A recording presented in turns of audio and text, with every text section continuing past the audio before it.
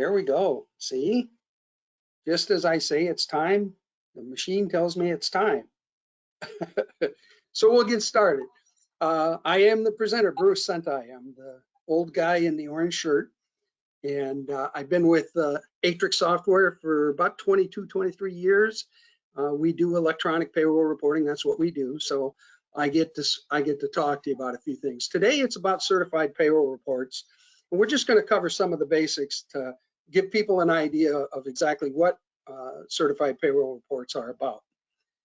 And the reason we're talking about it primarily is that the new infrastructure bill, it's a $1.2 trillion infrastructure bill that was signed last November, includes a lot of new projects. So there's going to be a significant number of people getting into the government contract business that have never been there before and therefore would not be aware of certified payroll report requirements. The 2022 budget is $2.3 billion in infrastructure spending. So the number of people getting involved with certified payroll reports is going to be significant. The origin of the certified payroll reports is the Davis-Bacon Act, and that was passed in 1931 during the height of the Depression, and workers were struggling mightily and were willing to work for practically nothing.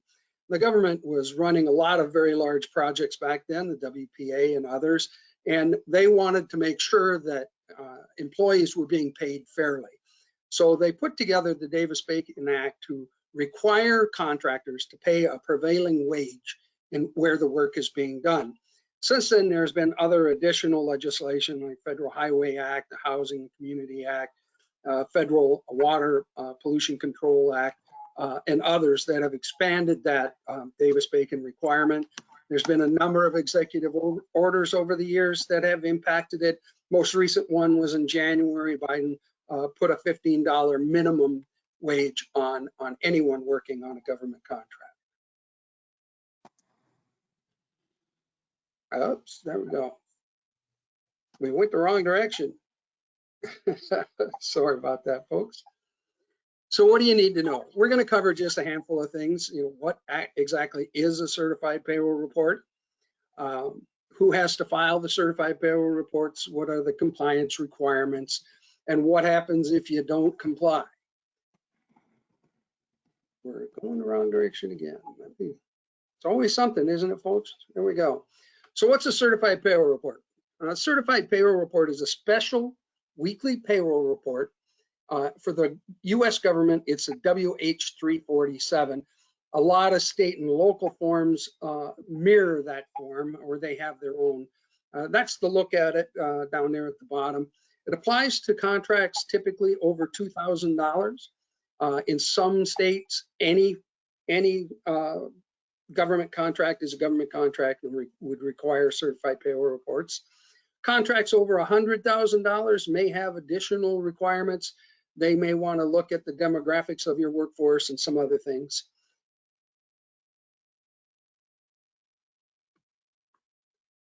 So what's on the report? It's pretty straightforward information. They want name and ID number, so you're going to have a tax identification number, a social security number for your employees. The number of exemptions they're claiming, what kind of work they're doing, the hours they're working each day, total hours for the pay period, rate of pay, gross amounts, what the deductions were, and what the net wages are. They just want to make certain that prevailing wage requirement is being met.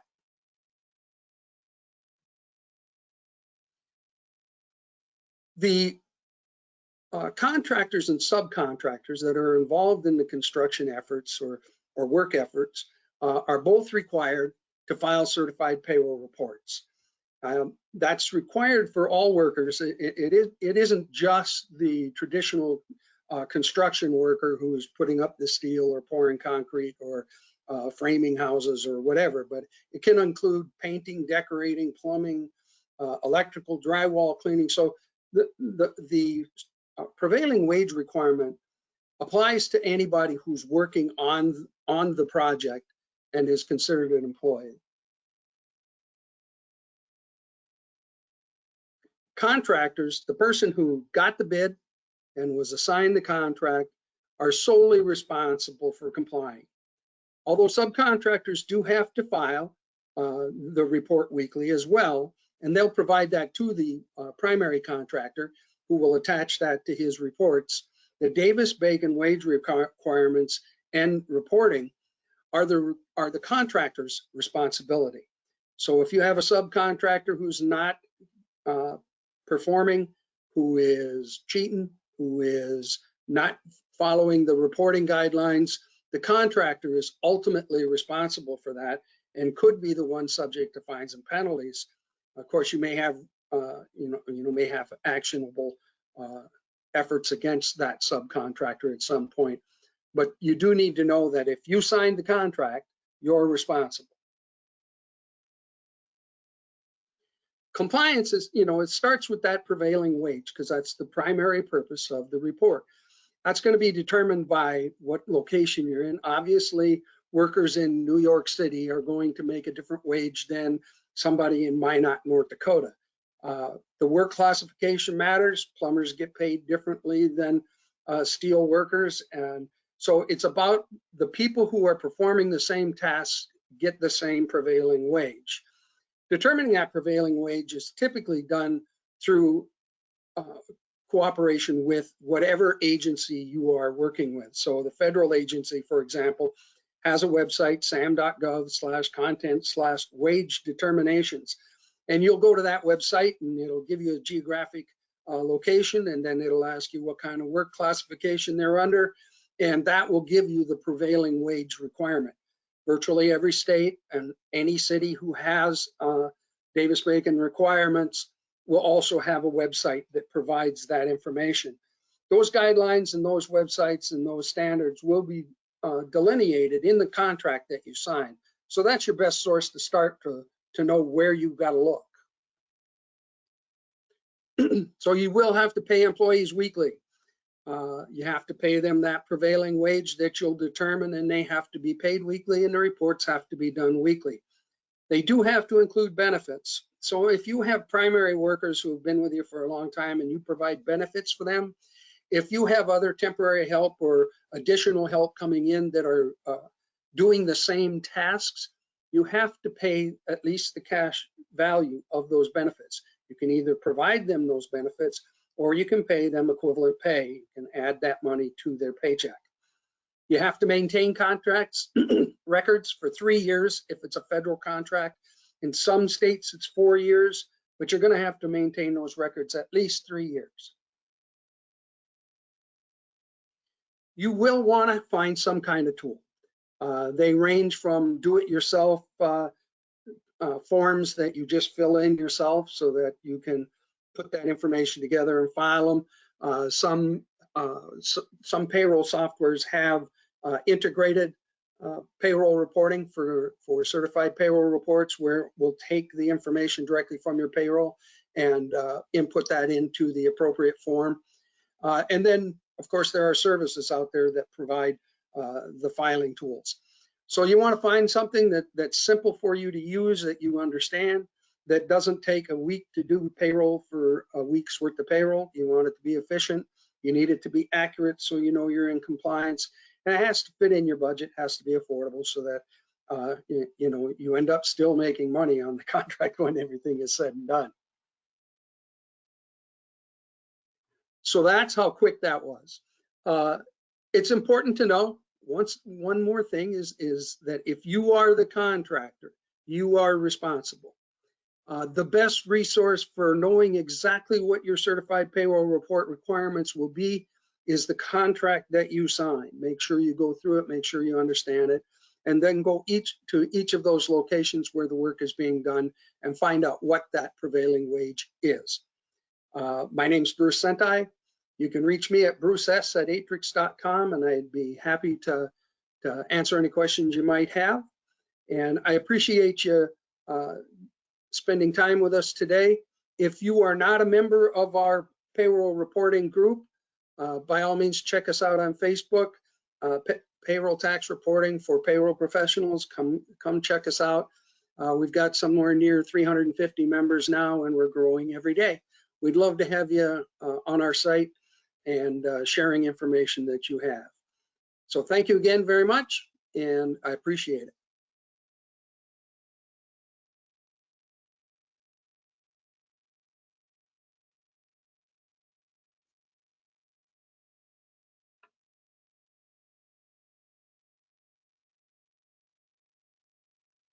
Are we off? I believe so. I hope so. That was good, Bruce. I have to stop it. Hold on. There you go. I thought I did. Okay. I just have to There you answer a go. few more questions. Okay, I'll stop showing my screen. So we got some chats. Yep.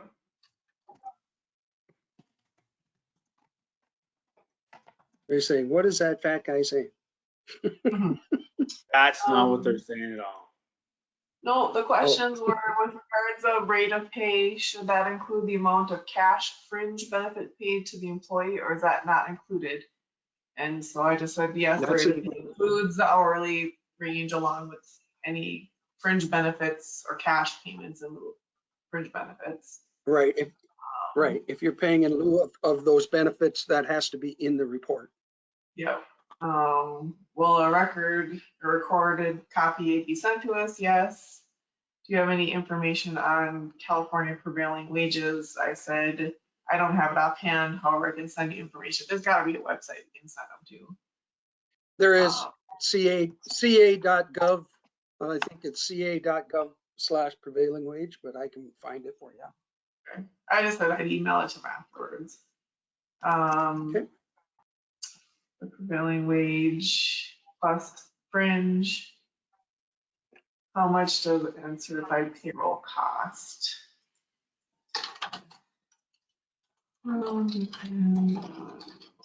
Provider, our cost for use.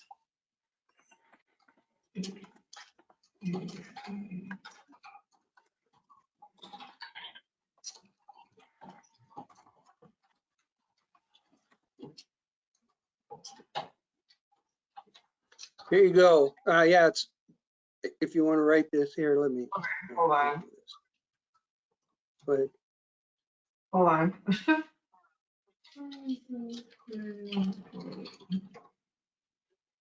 How many questions did we get? 1, 2, 3, 4, 5. Okay. That's Okay, pretty what good, is- Bruce. Yeah. What is Bruce? Anything more than one is pretty good. Bruce, what? I just sent you the California prevailing wage site. It's dir.ca.gov, whatever, public works / prevailing wage. That's a I mouthful. slacked it. Yes, I just. Yeah. Department of Industrial Relations.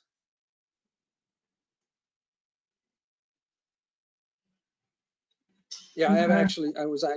I'd actually been on that site and looked at things. All right, so I think we've got all our questions. So we ended up with 1, 2, 3, 4, 5. 5 questions, so not bad. Well, that's good because that means they at least trust the information we're giving enough to ask a question.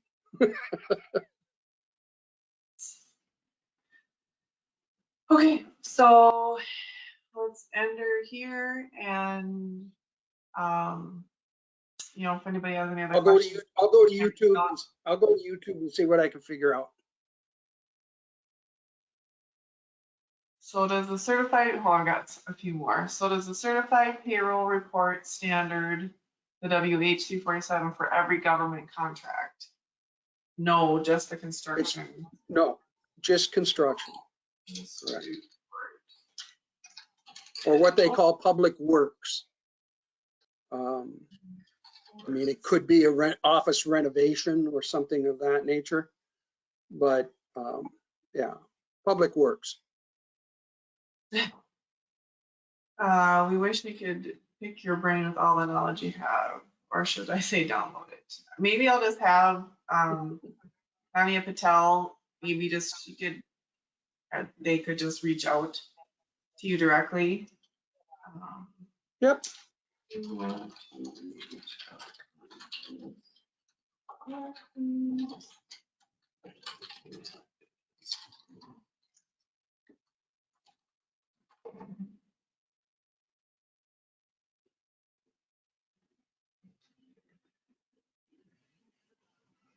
All right, do we have any other questions?